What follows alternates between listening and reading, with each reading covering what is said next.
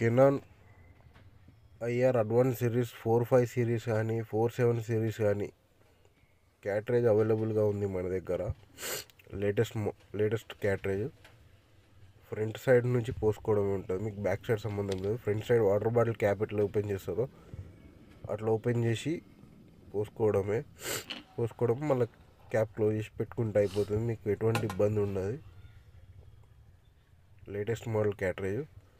ఎవరికైనా కావాలి అంటే మనకు మెసేజ్ చేయండి, లేకపోతే కాల్ చేయండి, పంపిస్తాం. Thank you.